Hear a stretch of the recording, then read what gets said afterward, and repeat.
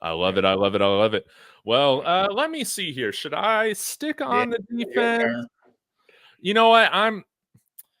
We're like the only channels that talk special teams on here. So, we're gonna go ahead and talk about it. I was thinking about including this gentleman on my Newport 4, the 4 gentlemen that are responsible for keeping me nicotine free this year.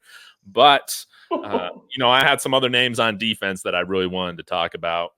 But a guy that I think should elevate himself to a new level of the pyramid this year, Rawhide, going back to February or whatever hilarious trend you started all the way back then.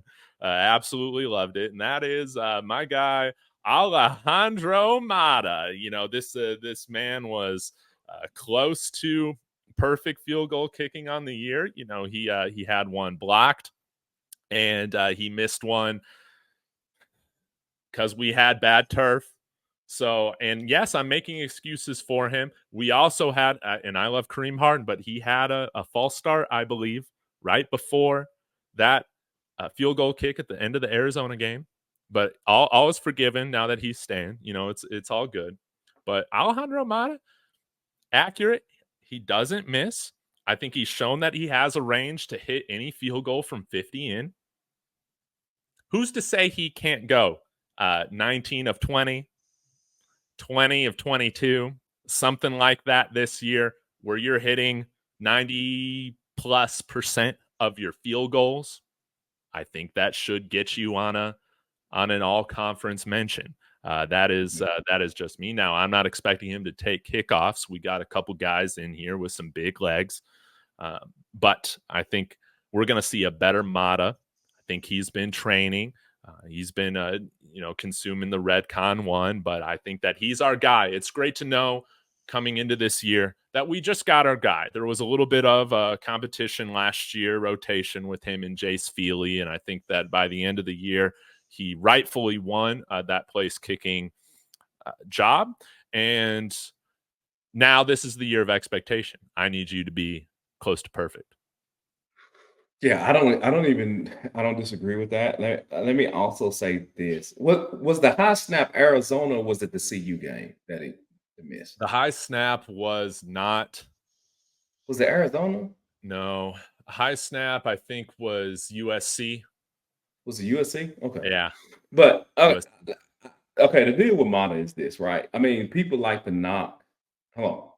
People like to knock Mata on an evaluation standpoint as far as getting drafted to the NFL. Yes. I don't care if a kicker can't kick a 30-yard field goal, but every field goal that he attempts, if he hits them all, and the team is successful by the sheer fact that, the team is successful and they wasn't put in a situation where they had to make decisions based on that. Mm-hmm. What are we talking about? Right. So the knock on Mata is that, hey, if you need a 50-yarder or a 55-yarder, he can't hit it. But I didn't see last year where there was a whole lot of situations that they were putting in where that was a deciding factor. Correct.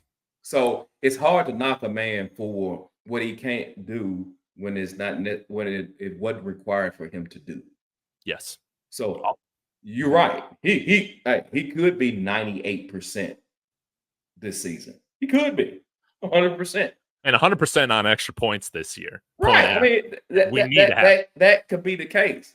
But if you're trying to talk to me about, hey, he can't hit a 60-yarder, okay, well, fine. All right, he's not an NFL kicker. Yeah. But if he satisfies the requirement or the expectations that is required of him, he's good. Yes. Let me pull up his stats really quick just to make sure I got these right on kicking. He was 10 of 12 last year with a long of, what was it not having on here? I thought his long was like 47, 48 yards. Yeah, I remember that. Yeah, I remember that. And also, don't forget, during the season, I said he had $1 million leg. Oh my God, I got ate up for that, bro. They hated me for saying that, bro. Hey, bro, do you know how many knots they put upside my head for saying that Mata had $1 million leg? I love that. I probably gave you crap about that because I was on Team Chase Feely, man. Right. But no more shotgun legs this year. I think you're making the case for automatically just putting him in above average on the pyramid already, which is great to see.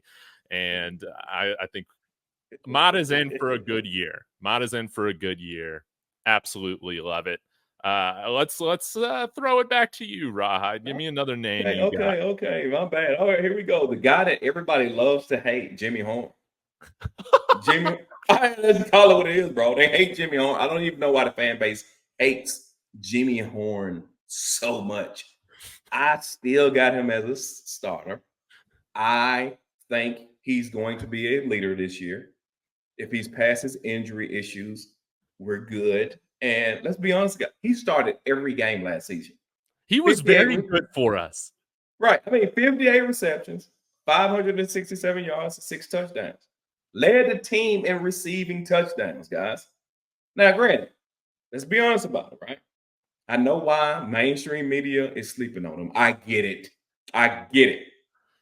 Right? Because he had what 1 or 2 yards more than he had the previous season or last, if my memory serves me correctly. But he had 8 drops. He did. He had 8 drops. Let's call it what it is. He had 8 drops last season. But do you all know something? Jimmy Horn had 8 drops, and that was twice the amount that he had most his previous 2 seasons. So, like 1 year he had 4. So it was double. And I think a lot of that comes with you can't. First off, you was a 3-star recruit. You went in, you went to a school that's near to you. You left, and the type of eyes and the type of pressure and the type of expectation that was placed on him. Coach Prime said it himself. What did he say? You know what I'm saying? Hey, you know what I'm saying? Hey, the type of eyeballs and the type of notoriety that you receive, yes, bro, it can put some pressure on you. And let's don't act like. And I know I'm assuming I have no idea, but I know what life is. Yes, guys, Jimmy Horn was hailed when he signed there as the best thing since years at Colorado. Everybody was hanging everybody was hanging their hat on Jimmy Horn this, Jimmy Horn that, Jimmy Horn this, Jimmy Horn that. Antonio Brown. Bro, listen, the dude had a lot of pressure on him. So the sheer fact that he dropped songs, yeah. Am I making some excuses for him? Yeah. But can we not understand and wrap our mind around it and understand, like, okay, listen, man. First, you're going into that situation, it can be kind of daunting. It is what it is, right? But this is his second year in the system. He knows the expectation and what's going on. Mm-hmm. Why can't there be an uptick for Jimmy Horn as far as improvement? And let me tell y'all something else. I am a fan of Jason Phillips, the wide receiver coach. Yes.